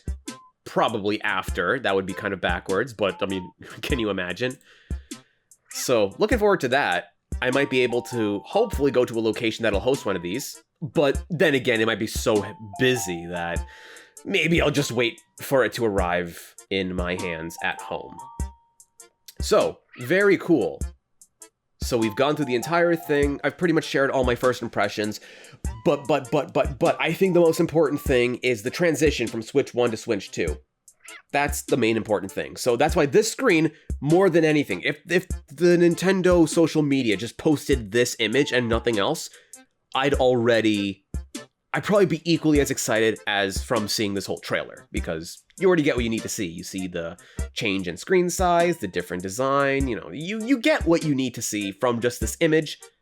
And because look how like the finger curves around it on top, and this one's like curved, like, oh my god, this is made for human hands. I'm so excited. Anyway, 3 words: Xenoblade Chronicles X. Let me explain something. Xenoblade Chronicles X is a game that I have been dying to have ported onto the Switch since day one. And as the days went by, we were seeing more and more and more games from the Wii U get ported onto the Switch. By the end of the Switch's life, and honestly pretty early on, every single game in the Wii U's admittedly very small library got either a port, a remaster, a definitive edition, a sequel, some kind of replacement. Anything that was on the Wii U, you could effectively play or play the next version improved version of that game. All but one. Xenoblade Chronicles X. And we were already starting to hear about leaks about the Switch 2, and we knew the Switch is getting old. We knew that it was, slowing development. Like, you could feel it in the air. The Switch 2 was coming, and no talk of Xenoblade Chronicles X. And then I thought, okay, maybe it's never gonna happen, because I've read the interviews and stuff, and they said, like, oh, we'd love to do it, but it's a big game, it's expensive, and, a lot of things have to go right for a game like that to be essentially remade, and, it's a tall task. As far as Wii U games go, I can understand why that was the last one on the docket. But unfortunately for me, it was the only Wii U game I specifically wanted to have ported. Fast forward, suddenly, they announced a trailer for Xenoblade Chronicles X Definitive Edition. And then I'm like, I'm sorry? You're just gonna announce this now? I was excited for like 10 seconds, and then I realized, oh my god, Xenoblade Chronicles X. It's releasing for a console which is being lowered in its grave as we speak. It is on the way out. The Switch 2 is around the corner. Why the hell are they announcing Xenoblade Chronicles X at this moment? And then 2 things occurred to me later, around the time of this announcement. 1, we now know that the Nintendo Switch 2 can play Nintendo Switch games. What does that mean? If Xenoblade Chronicles X is coming for the Switch, that means it'll most certainly be playable on the Switch 2. Oh, side note, I didn't even notice. These little divots here are not existent on the Switch 2. These weird little gaps are not present. They've patched it up. Good on them. Sorry, random sidebar, but I just noticed that. Alright, but back to Xenoblade. So fantastic. If it's on the Switch, you can still play it on the Switch too. But then, what a pain. The Switch is so weak. If it runs on the Switch and the Switch 2, it means it has to run on both. Meaning it has to run on the Switch. Meaning it has to be weak and stupid and possibly downgraded just so it could operate on this dinky little console. I really think the Switch is underpowered for the current day and age that it exists in. Especially because this console's like 10 years old or something at this point? Good lord. I can't remember. That's not important. What is important is how it's going to run on the Switch 2, or if it even can run on the Switch 2. Can you imagine if Xenoblade Chronicles X was one of these games that wouldn't be fully compatible on Nintendo Switch 2? That would suck. That would really suck. but I don't think it's going to. I think that because of the time it's being made, with insider information, they would clearly make this game to be playable on the Switch and the Switch 2. And you know what? Maybe furthermore, the same way how certain Zelda games, like how Breath of the Wild was released for the Wii U and the Switch, if memory serves me right, maybe they're going to do the same thing here. Maybe Xenoblade Chronicles X isn't getting shafted again and being abandoned on another console that people are, driving away from. Maybe they're either going to, well, not either, they're going to release it as a Switch game, but it's also going to be a launch title for the Switch 2. The timing really lines up. And maybe the reason why they waited until now is because they knew what kind of game they're making. Xenoblade Chronicles X is a huge open world game. And maybe that's what the Switch 2 is going to do well. I mean, lest we remember, look at this part of the trailer. Look at this giant area. Is the next Mario Kart game going to be semi-open world, or actually open world, or have open world elements, or at the very least, very large levels? I mean, they only show us this much. We don't know more than this. But I mean, look at the giant vistas over here, I mean, that could just be skybox and out of bounds areas. Sure, probably can't drive there. I don't know if there's a little invisible wall over here. But, look, it looks like you can drive just about anywhere. There's no, pits that you fall into and stuff like you normally see in a Mario Kart level. It drives all the way there. It's a long, straight road with not a lot going on. So, they showed this as the first title, potentially, for the Switch 2. A Mario Kart game with a lot of characters and a lot of space. And suddenly, at the same time, they're advertising Xenoblade Chronicles X at the last second. At the last second, we got an announcement for the Nintendo Switch 2 before they could release Xenoblade Chronicles X. Before, I thought that was very stupid and possibly dangerous for the state of this game. But now I'm realizing, hold on a second, this was deliberate. I am convinced that Xenoblade Chronicles X is going to be a launch title for the Switch 2. I think it's going to drop on both consoles. And whatever the Switch 2 is going to be capable of, they're going to release probably a slightly juiced up version of Xenoblade Chronicles X, or at the very least, it'll be able to run more smoothly and more optimized on Switch 2. Because you would release games like Breath of the Wild on the Wii U and the Switch. Two very different consoles, but it runs on both. When a big anticipated game releases so close to the end of a console's life cycle, there's precedent that they would release it on two consoles. So I'm really thinking that's what's going to happen with Xenoblade Chronicles X. I mean, this is specifically a game that I never got very far into, because I was waiting for this moment. I was banking on them releasing a re-release. But then when I found out it was coming to the Switch, a console which already I'm kind of going through a breakup with because I'm not happy with the hardware or the software of it. Or I guess rather the hardware physically and internally. It's bad. The Nintendo Switch is weak. At this point in time, on launch, maybe it was fine, but now, I mean, it's a gosh darn dinosaur. It doesn't work properly.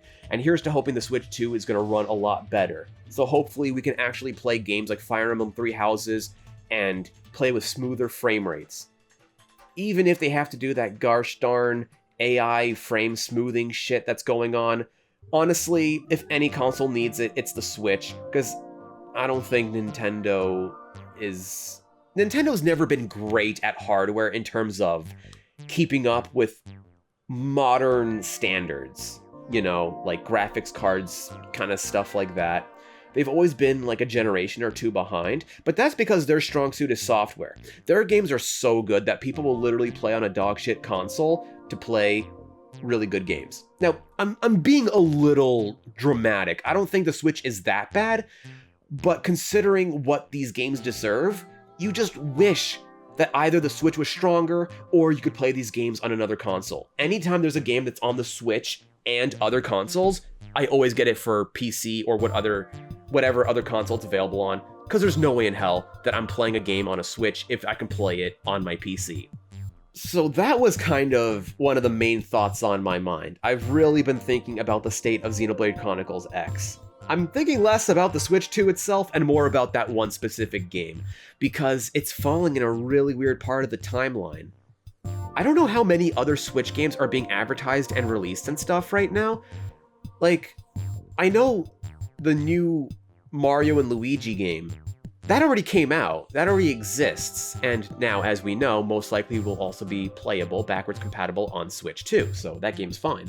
But I don't know how many games, very big anticipated games especially, are being promoted right now and still haven't even been released when we're already a couple days into the Switch 2 being officially released. It's very odd. Or at least it would be odd if it weren't backwards compatible. But now, pretty much my question is, just to put a bow on this, is it just going to be a Switch game that's going to be backwards compatible? Or is it going to drop on both as a Nintendo Switch game and a Nintendo Switch 2 game? That's what I'm wondering. And if that information is out in the wild, I haven't seen it yet. As of recording this video, I don't think we know. But I'm very curious to see. Because at this point, it looks like Xenoblade Chronicles X is going to release at a time, within a time frame that it would make sense to release it as a Switch 2 launch title. Because whether it releases at the same time as a Switch 2, or it releases a little bit before, it's still a game which is going to be brand new when the Switch 2 comes out. So I really, really, really hope that on top of being backwards compatible, it's going to have an exclusive Nintendo Switch 2 treatment, not just a Nintendo Switch cartridge, but a Nintendo Switch 2 cartridge. That's really the main takeaway from all of this. I know I scrubbed through this entire trailer of all these, upgrades and updates, and oh, wow, look at the Switch, look at the goop. I'm very excited for it. I really like how much sleeker it looks. Forget about the color, even if you have the color Joy-Cons or not, I do like the colorful Joy-Cons. I love my green and pink Splatoon Joy-Cons. But the actual shape and dimensions and change of how everything connects and fits together, it is beautiful. Even before we get to the actual internal parts of it, how the games run and frame rates and all that kind of stuff. I mean, regardless how good or bad it is, it's gotta run better than the Switch. I mean, I can only assume it'll run better than the Switch. So, yeah, that's really what I'm looking forward to. Even if there were no leaks and this is the first thing we saw about it, there's nothing about the Switch 2 which is particularly new or amazing. And it doesn't need to be. Honestly, I think it would be a mistake for Nintendo at this period of time to stray too far from the Switch. It went from the Wii U, one of their most embarrassing moments in a long time since the Virtual Boy probably, immediately going into one of the most successful consoles of all time, I think. I think still behind the Wii and the PlayStation 2 or something. I haven't memorized the leaderboards of video game consoles, but the Switch, if memory serves me right, did pretty goddamn well. So I don't think it would be a smart idea for them to make a brand new console that deviated from the Nintendo Switch. Like, why would they? If it's working well, keep doing it. Just make it better. And that's what I think everyone wanted. I think that's what Nintendo wanted, and that's what the people wanted. So it's a win-win. Everyone gets what they want. I think so far they're doing a pretty good job. But I guess now we can only infer about things that they haven't shown us yet, sort of hopes and predictions and stuff. So let me think about the Switch. Switch, oh Switch, what the hell is wrong with you? What are your problems? Okay, so the Switch is on the way out, and there is something that we never got on the Switch. Themes. We got light mode and dark mode themes for the home screen. I remember on the 3DS, there were a ton of really cool themes with different sound effects. Maybe not sound effects, I can't remember. I know the PlayStation 4 had sound effects. But similarly to the PlayStation 4 or a lot of other consoles, the Xbox 360 had it. The Nintendo 3DS had it. This is not a new concept. consoles have customizable themes that you can apply with different songs and visuals and all that neat stuff. And then Nintendo moves from the 3DS, in terms of handhelds, to the Switch, because the Switch is a hybrid. It was the evolution of the 3DS family and the Wii U. Both of those were suspended, and then we got the Switch.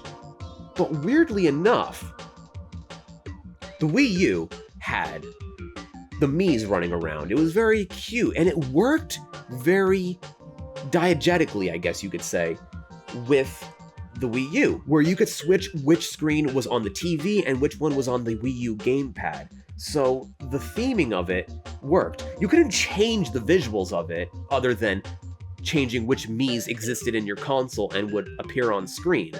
But it used the gimmick of the console. So, it at least had some soul to it. It had the Miis, it had like little dingles and kind of ambient sound, And even the Wii before it didn't have themes. It was a lot more straightforward. It was just the Wii screen. I don't think the Wii had themes. I don't think it had any themes or anything. Yeah. So I think the Wii U screen had more soul. And then the 3DS, even more so. It had the full themes and all that stuff. It was fantastic. Fantastic stuff. And then we moved to the Switch. And I don't know what happened here. You got light mode and dark mode. And it was under the themes setting, implying that, you can go on the eShop and buy more, just like you could on the 3DS. And why wouldn't you? You can customize your console, you can make it all cute, you can make it feel like your own. It's nice. The landing screen is what sets the mood. It sets the tone for the player when they open it up. I mean, even things like the Steam Deck. The Steam Deck has opening animations that you can purchase on the Steam store with your points. That's such a pointless function, but pointless doesn't mean bad. Sometimes it's the little things that go a long way, and they totally dropped the ball with the Switch.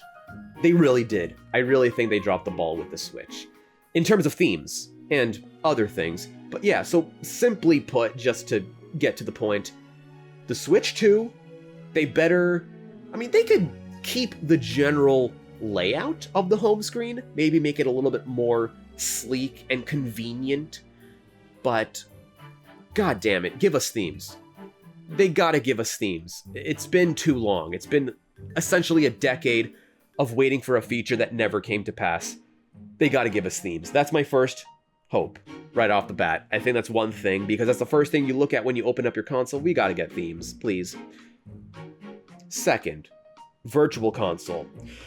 Oh, Lord, say what you want about the Wii U, but they knocked it out of the park with playing legacy titles. Anything from the NES to the Nintendo 64, all the games were there. Effectively all the games. If there were any missing, it was hard to find out which ones, because that was a plentiful selection. And you could pick and choose which one you wanted, and you would buy them. Simple. The games exist because they're old as hell, so just release them again. And they were able to do it. There was no technological limitation. They did it. It worked. Everybody loved it. It was great. And then the Switch comes around and you think, the eShop. It's got internet. It's got all these things. Virtual Console. Yeah, it's going to be awesome. But then we get Virtual Console. And you can only use the Virtual Console if you have Nintendo Switch Online. And it's like, okay. I mean, I guess you need internet to download games. Sure, whatever. It's part of the package, prerequisite, sure. At least the games are free. That's pretty cool. Until you find out how they handled it. You want to play Mr. Dupe's Ballsack Adventure? No? Well, don't worry. We have 3 other games you've never heard of that you can also play instead. And it's like, okay. What about Mario? What about Zelda? What about Kirby? What about Metroid? What about, games that people actually want to play? And then they go, you know what? Wait a couple years and maybe we'll add it to the list. Maybe. Who the hell thought of this idea? What a stupid idea! It's terrible! Who's excited about this? Who thought of this? It sucks. So, oh my god, I'm not hopeful for this one. I have more hope in them adding more themes than I am for them actually fixing this problem. If anything, they're probably just going to carry over the current Virtual Console to the next Switch. But in the perfect timeline, they would bring back the Wii U's version of the Virtual Console. And I mean, they would make good money with it still. They could be real dickish about it if they want to be, and say, hey, you need to have Nintendo Switch Online. You need to pay for Nintendo Switch Online as a prerequisite to use the Virtual Console, but then you still have to individually buy the games. I don't want to get double charged, but it seems like every company in the world is double charging for literally anything these days. So that part actually wouldn't even be as bad as a Virtual Console that just doesn't even work. Like, effectively, it's almost pointless. Nothing good is on there, or if there's anything worth playing, it takes eons for them to get there if they ever do. And you're not obligated to buy anything on the Virtual Console. If you just want to buy the first Paper Mario, maybe you want to buy Earthbound, and, I don't know, Mario Tennis, whatever, just buy a couple, you buy those games, and then you're done. And you can play them on your nifty new Nintendo console. It seems fine to me. Like, if you're already paying for Nintendo Switch Online, like, the fact that the Virtual Console's connected to the Nintendo Switch Online is already a really stupid thing. It doesn't make any sense, because you don't need Nintendo Switch Online to connect to the internet. You connect to the Wi-Fi, but it's more like the service. It's like having access to their servers. Why can't you just buy the games? Because you can buy digital versions of games and then play single-player games locally that you bought online digitally. You don't need Nintendo Switch Online to do that, if I'm not mistaken. So, what's the big idea with the Virtual Console? Why are they forcing people? Why are they forcing people to get Nintendo Switch Online to play games that came out when the internet didn't even exist? Like, doesn't that feel odd? There's so many odd elements to the current way they do the Visual Console on the Switch, it boggles my mind. And again, not hopeful, more so, or I am hopeful, but I'm not convinced that they will make the appropriate changes. But good lord, I would love to see them make this change. And you know what? It wouldn't cost anyone anything. Because the games were all free, they didn't cost anything extra. They could just bring back the Wii U's version of the Virtual Console. And nobody would be like, oh, what the hell, I already paid for X and this and X, Y, and Z. No, we didn't pay for shit. We only had Nintendo Switch Online. And they could keep that as a prerequisite and then still sell the games. Again, not a fan of being double charged. I think that's kind of bad and stupid. But at least we could get the games we actually want to play. I don't know. They've made such an unnecessarily complicated and stupid situation. I'm literally just trying to think of solutions on how they could reasonably fix it, but oh my god, what were they thinking? I mean, those are some big ones. Those are the main things that this console's got to fix. It's got to fix Joy-Con drift. It's got to fix the hardware part of it in terms of, frame rate, like frames and what it's capable of running, not chugging, all that kind of stuff. Like, the Switch is a baby console. It's a little baby. It needs help. It needs its binky. So here's to hoping that the new Switch 2, all those specs will actually perform as advertised in practice as a better Switch when it comes out. But yeah, themes, the backwards compatibility, they already answered that. That's great. I want to know more about it, though. I want to know which games are exempt and to what extent. I really want to know. I'm really hoping that's just fine print because of the number of games that you can get on the eShop and stuff like that. They just might not be supported because they were just random shovelware games. If they're talking about shovelware games and that's just the fine print for that, I'm not worried about that. But I'm like, first of all, the only one we know for sure right now is Super Mario Bros. Wonder, which is a game that I still haven't played and I'm really looking forward to. It's the first 2D Mario game that's ever been released in a long time that I specifically saw and went, whoa, I want to play that. So fantastic that they showed this one off because I've still got to play that. And there's also a lot of Nintendo Switch games that I never got around to playing because I just never felt the momentum with the Switch. I always felt apprehensive about buying Switch games because I don't want to play on the Switch. I know I keep harping on it, but if you're playing a console, it's important how it runs. I didn't want to play games on the Switch because it's clunky. It's slow. It's, the Joy-Con drift. There were so many things wrong with the Switch that would deter me from wanting to play on it. So there are a lot of games I still haven't gotten to. I still haven't played Pokemon Legends Arceus. I still haven't played that Peach game. I still haven't played that Metroid game. A lot of stuff is going on. A lot of stuff is going on that games that I would want to play, but then also a lot of reasons that I don't want to play them on the Switch. So the Nintendo Switch 2 might revitalize my intentions on playing Nintendo Switch games, and it might also just revitalize the community in general, bring life back to this console. And I don't know, maybe that's just me. Maybe other people have still been happy with their Switches, and I'm the one who's all, curmudgeon about it. And on the topic of games, I'm now wondering, right now, they've announced a Nintendo Switch 2 console with effectively no games. All they've done is imply a new Mario Kart. I mean, clearly this is something. This looks more than some kind of a demo. I mean, I don't know, maybe it is a demo. Maybe this is an unfinished game that might change immensely before it's released. Until they announce this as an official game announcement, then we can honestly take this with a weird, not a grain of salt, but a pinch of salt. Kind of like a small spoon of salt. I don't know what that means, but what I'm trying to say is that this clearly has a lot of intent behind it, but game development is a real wacky roller coaster of a ride, so things are subject to change, especially because they haven't announced what this is. Who knows what this game is going to look like? Everything here is very implied and vague and uncertain, so we'll see how this game turns out on release, or at least on announcement. But for the time being, all we can assume is that we're getting a new Mario Kart, and it seems to be boasting some of the Switch 2 strengths. Because you would assume that for a console like the Switch 2, they would want to release games that kind of advertise what it's capable of. Like, to answer the question, why should I buy a Switch 2 if I already have a Switch, right? So that's why I'm starting to consider which games are going to release for the Switch 2. There are 3 games off the top of my head that I feel like are going to release for it, and they all make sense in different respects. First off, of course, this Mario Kart game.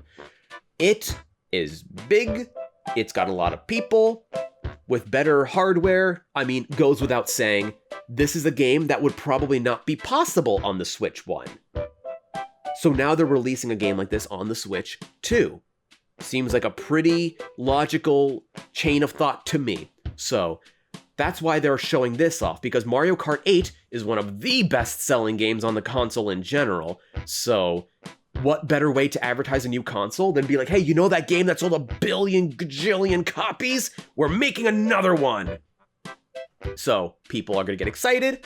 It's a very, general audience-pleasing game. So very smart choice to show, both in terms of advertising and also technologically showing off what the game's capable of. So you got your techie gamers being like, wow, look at all the players and look at these environments and breaking it down. And then you've got people who are just like, oh, yay, I like the Mario Kart. So everybody's happy. You got all stretches of life happy about this announcement. Second game that I think is going to be a launch title, as I mentioned before, Xenoblade Chronicles X. Same reasons I mentioned. Big game, nice graphics. They're going to pump it up. It's going to look great. It's a big area. Obviously going to run better on the Switch 2 than the Switch. Thing is, it's been implied that this is going to release for the Switch. So does that mean that there could be 2 versions? I still have that question on my mind, and I'm hoping we're going to see 2, because I don't want to buy another game for as long as I live on the Switch, unless it's just a game that I meant to catch up with. But any games coming out, like Xenoblade Chronicles X, I'm not buying that on the Switch. I really don't want to. If it can at least run on the Switch 2, that helps things, but I'm really, really hoping that it is a launch title, or at the very least, it's a designated Switch 2 title.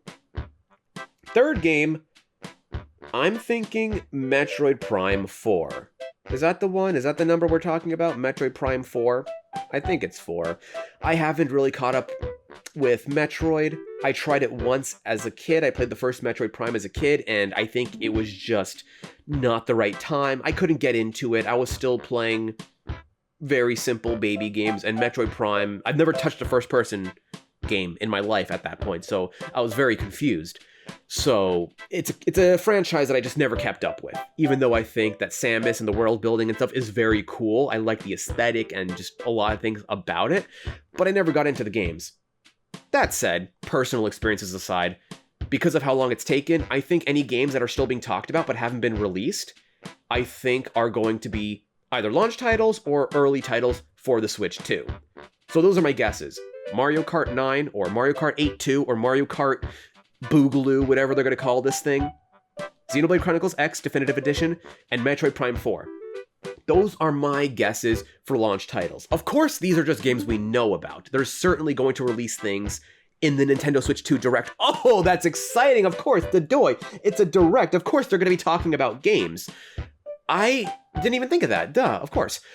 Yeah, so they're going to be showing off more games during that Direct, I would assume. I mean, if it's a Nintendo Switch 2 Direct, they gotta show off what games there are. I mean, they didn't talk about games in this, so they gotta talk about it somewhere. I'm really curious, because I think most of the announcements are probably gonna be things that we don't know about yet, which is the whole point. They want to surprise us. I think they're gonna go over more details on how the Switch 2 is gonna work, the differences. I think they're gonna lay it out in plain English or plain Japanese, and dissect these things in a way that's going to be fully explained, and we don't have to theory craft and come to assumptions and, go crazy about it. I think they're just going to make it a lot more straightforward and break it down. But in addition to that, I think they're going to talk about the way that backwards compatibility is going to work. They're going to talk about the games. They're going to talk about, like any of these pressing questions we might have in the general sense. Maybe my Xenoblade Chronicles X questions aren't going to be answered, but that would be great to see them release the final trailer for Xenoblade Chronicles X or whatever, or one of the final trailers, and announce final release date, final consoles. Did it get a release date? If it got a release date, I missed it. I know a trailer came out recently, but I didn't watch the whole thing through, because again, I'm the kind of person that if I already know I'm going to watch a movie or watch a show or play a game, I don't want to watch all the trailers, because at that point it's just spoilers. Like, I'm going to see it, so I just want to dive in as blind as I can and enjoy it. So if it already got a release date, please forgive me, I didn't see it. But also, I kind of tapped out, I kind of checked out, because I was like, I don't want to play it on the Switch. I don't want to play it on the Switch. It's too late. It's too little too late. But the Switch 2, now that's a different story. Now we're cooking. So that's what I'm really thinking about. But I'm thinking, I know Sakurai, that's been a very anticipated thing that Sakurai has confirmed very publicly. He's working on something. Wow, breaking news, game dev works on game. Like, wow. I mean, of course he is. But the way it's been talked about, it's really, there's a lot of anticipation behind it. It might end up just being a random project that he's working on, or it could be another Smash Brothers, or it could be another thing he's worked on, like a sequel thing. It could be a brand new IP, it could be a personal IP, it could be collab, it could be any number of things. I don't know if we know more than that. The fact that he's working on a game, I don't know how much we know about it. What I will say is, I don't think we're getting a Smash Brothers. I don't think it's Smash Brothers. I think Smash Brothers Ultimate was such a success. I think they're okay with sitting on it for a hot minute. I think Sakurai probably wants to take a break from that fucking hellscape that is working on one of the most ambitious games in video game history. I think you could make the claim that it's one of the most ambitious games ever made, considering all the legal prerequisites to get through, to get all these different characters, to balance a game of that size, to make all the levels, all the Omega and Battlefield and Kirby hats and oh my god, all the stuff. I mean, just thinking about game dev, it makes my head spin how many elements are in that game. And already it was such a big game, they had to cut out trophies. Like, that's how big the game was. They had to make that sacrifice, which that's another thing. On the topic of Smash Brothers, if they make another Smash Brothers game, I'd like to see they could bring back some version of Spirits. They don't have to. I think everybody's I think it's ran its course. I think that's the gimmick for Smash Ultimate. But I would much rather see trophies. And they could even do a thing where certain trophies just have challenges attached to them. Like, that would be cool. Honestly, I think that'd be a lot cooler, that the trophies would come to life. And then you would play Spirits in that way. I would like to see Spirits as trophies. Kind of just fuse them together. Make a more manageable game. Take your time developing it. Recycle any assets you need to. Change things as need be. And do it that way. I'm sorry, this just became a Smash Brothers video, but I can't help it. It's a very, very important game to myself and a lot of people, and now that I'm thinking about games that could potentially come to the Switch 2, I'm wondering, are we even going to get a Smash Brothers at all on the Switch 2? Because I don't think Smash Brothers Ultimate's gonna be the last Smash game. I think it just might be the Smash game with the largest roster we'll ever see. I'm convinced that Smash Ultimate is, yeah, I think it's gonna have the biggest roster we'll ever see. And I think future games will, at best, match the roster size. Because also, let's be honest, the size of that game is ridiculous. Like, it's almost got too many characters. It's crazy. I think what they're gonna do is they're gonna crack down on characters. They're gonna reduce redundant characters. Unfortunately, they would probably get rid of Echo Fighters. I feel like they only kept Echo Fighters in the game because of the precedent of having every single character in the game. But I think the idea with the next Smash game, if they're going to make one, and all future Smash games, I think, unfortunately, characters like Cloud or Sora or Snake or Bayonetta, like the really crazy crossover characters, they might have to take a seat out, and I think we're really just going to get more like guest characters in the way that we're traditionally used to with fighting games, where, you know, maybe we'll get, you know, maybe in a future game we'll get two. Jesus, sorry, there was just like a lightning bolt or a gunshot or something outside and my lights flickered. But it was like a one bang. It was like a lightning bolt that sounded like a bang. Jesus, that freaked me out. I don't know if I don't think the microphone caught that, but that really spooked me. Anyway, back to video games. Yeah, I completely threw off my chain of thought. But yeah, like we might get, you know, sort of collab characters. Like we could still get crazy collab characters, you know, crossover characters, but they might be a lot more just like one-time things. Like, yeah, we can just barely get the rights to 2B or Master Chief or Q*bert. I don't know. Like whatever characters they can put in the game. I also do like how Smash uses modern characters and old characters. Like they'll put a character from the newest Fire Emblem game, but then they'll also put in, you know, like Ridley or Rob, you know, like older characters. I mean, I guess Ridley is like also on par with Samus. I was trying to think of an example, you know, but like, or Castlevania.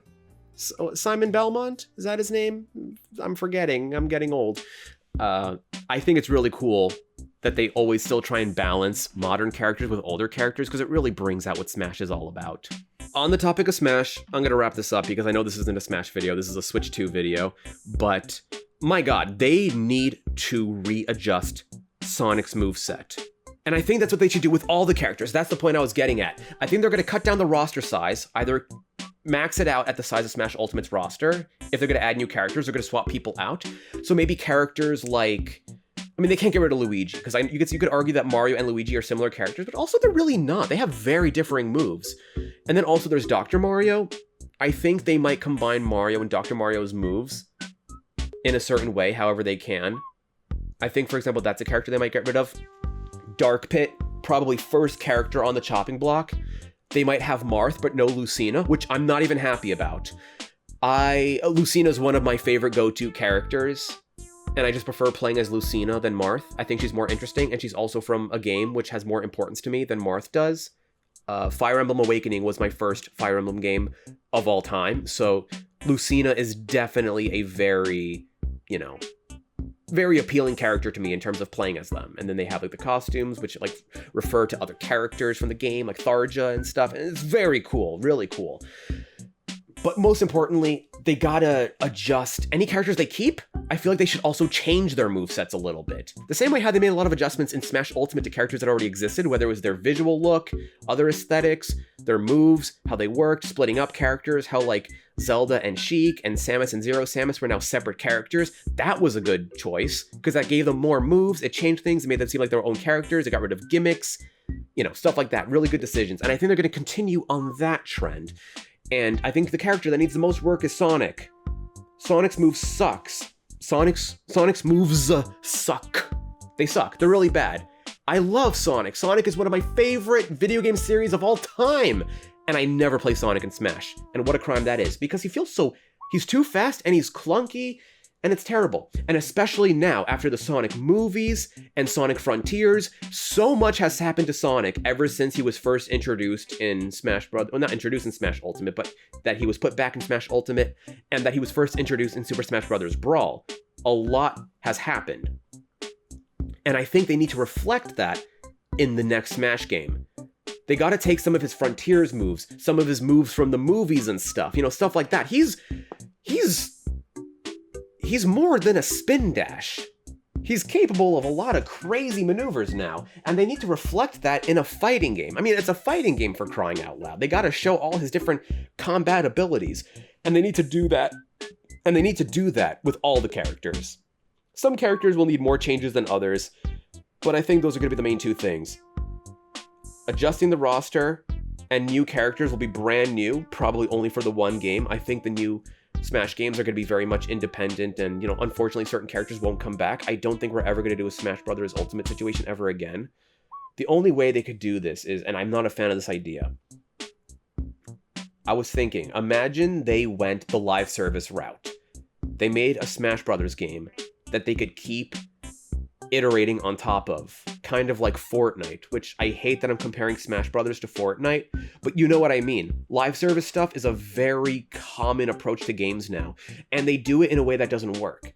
I think it could actually work for Smash Brothers to have it as an ongoing thing, but the problem with that is that if Smash Brothers was on PC, that would be easier to do. Like the same way that a game that came out so many years ago, Team Fortress 2, you can still play Team Fortress 2. It's still running. As of this video, servers are still up. They've kind of fixed the bot problem. I haven't popped in a minute, so I don't know what's happening to TF2 right now, but what I do know is if I install it, I can play it. It still exists. Meanwhile, games that came out the same year, I mean, you would have to dig out your old Nintendo consoles. So I don't think Nintendo can do live service approach. And I'm not even saying they should. I'm just saying that if they wanted to keep Smash Ultimate alive and just add things to that, then they could. But also, I don't think they would want to, because they want the next Smash Brothers game, much like how the Switch 2 is similar but different from the Switch, the next Smash Brothers game would probably have a gimmick that they want to, put forward. Sometimes it's easier to start from scratch and build up a new foundation and then put things back on top of that than to try and keep on piling things onto the same game that already exists. So, as much as I love Smash Ultimate, I really am looking forward to the next Smash game, if we do get it, even if they cut certain characters, because I think that leaves potential to put effort into other new characters. There's still a lot of the characters that we haven't seen, both in Nintendo and out of Nintendo. I mean, we could still get characters like Waluigi, Shadow the Hedgehog, crazy other characters, like I said, like I don't know, even people like Master Chief or 2B or Okami, I think would be a cool one. Stuff like that. Crash Bandicoot, Rayman. I mean, just name a video game and they have a character that you could put into Smash. And considering the kind of characters we've gotten, I mean, sky's the limit. We get Isabelle from Animal Crossing, a very non-violent game, and she still works. So, anything's possible. But yeah, as far as titles for the Switch 2 and what we might expect to see in the Direct, I'm not sure. I mean, all we can do is guess. I haven't really kept my finger on the pulse in terms of video games, Nintendo specifically, in a while. I mean, again, I haven't even looked at the leaks. I'm not even sure if any games were mentioned in these leaks. If there were, I haven't seen it. Just to reiterate, I know I was talking about Smash for the past hour practically, but I don't think we're getting a new Smash as a launch title, or maybe even as a Switch 2 game. I'm not even sure if we're gonna get another Smash on the Switch 2. That would be weird, because then we would practically have two Smash games on the same console. Smash Brothers games usually go by console. That's been the precedent that's been set. And of course, precedents can be broken, but I don't even think it's necessary yet. If you can still play Smash Ultimate on the Switch 2, I think we might be okay with that. I think that'll be fine. That's going to help extend the life of this game that would otherwise kind of be brushed aside. Is it going to get any more updates? Probably not. Any effort on Smash Brothers is probably going to be reserved to working on a new one. But yeah, I don't think we're getting one anytime soon. What I do think we're getting is Mario Kart, Xenoblade Chronicles X, and Metroid Prime 4. That much is obvious. And of course, any other games that have been kind of floating around that are probably going to make it to Switch, like Sonic Cross Worlds, that's probably going to end up on Switch 2, all that kind of stuff. But in terms of, I'm trying to think, what is like a game that we could, a game that doesn't exist, but could theoretically exist, that could be a launch title that they've been working on in secret. Oh my god, I just had an idea. Oh my god, I just had an idea, and I don't think it's gonna happen, but I really would like for it to happen because I missed the boat on this one, and it's a series that I would like to see exist. They tried to pump it up with a character in Smash Ultimate, maybe you know who I'm talking about. I'm talking about ARMS. Can we see ARMS 2 on the Switch 2? Please? That would be fantastic. ARMS 2 on the Switch 2? More characters, new features, something, please? Because I don't know what the hell happened. I really think ARMS has potential. It's a really fun game. I tried the demo when they announced Min Min in Smash, and I like the character. I like all the characters. I like the game. It was really fun. I just never bought it, and I didn't buy it because it wasn't really popping off, and I'm like, well, if they make an ARMS 2, I'll buy that. So I'm part of the problem. I never bought it, so, you know, I'm aware I am the problem. But if they made an ARMS 2, I fucking promise. I make my promise here on this video. I pinky promise, I swear, that if ARMS 2 releases for the Switch 2, I will buy it. You've heard it here first, Nintendo. I know all the Nintendo devs and publishers and everybody. Every single game dev in the world is watching this video with bated breath. Rest assured, I will buy ARMS 2 if such a game is released. I swear. I know I'm being facetious, but I mean it though. I want to play ARMS, but now it feels like a game that this is the problem with multiplayer only games. It's these multiplayer based games, if it's not popular, then the game collapses under its own premise. You know, a social media platform with no people on it ceases to function because you're missing the entire blood of it. Multiplayer games are the same way, which is also a problem with multiplayer games in general, that they're all competing for people's time, and that can get pretty annoying. But yeah, this is the part where I would come up with more games that potentially they could announce for the Switch 2 Direct. I really don't know. I really don't know. I've never been good at this. There are people who are really good at reading the room and guessing what kind of games will come out and getting pretty close, even down to guessing like what month or what year they'll release. You know, people are more trained at the stuff than I am. I don't know about all y'all city folk. I'm just a country gamer. Yeah, I don't know. But I'm really excited, in case that hasn't come across yet. I am pumped for the Switch 2. I'm really hopeful. Maybe that's a better word. I'm hopeful. I'm very hopeful because I think it's gonna fix a lot of the problems we had with the Switch. The Virtual Console and the themes and all the kind of stuff like that, that'll be yet to be seen. But honestly, the themes, they gotta do it. They're making a new console. They gotta do simple, easy to implement things that'll set it apart from the Switch. They want it to be the same console, but better. So I think a thing like adding a themes store and maybe even other customizabilities, it's a great idea, and it's something that we've even been asking for. What better way to appeal to your fan base than to give them what they've been begging for so many years? I think it's a pretty good idea. Of course, sometimes gamers don't have the best ideas, so don't listen to all of their requests, but themes, that's not going to hurt anybody, and it's something they've done before, so why not just do it again? I think it's a great idea. The fact that they've neglected that idea on the first Switch, I think makes it a huge home run as part of the marketing for the Switch 2. Because again, these small details can go a long way.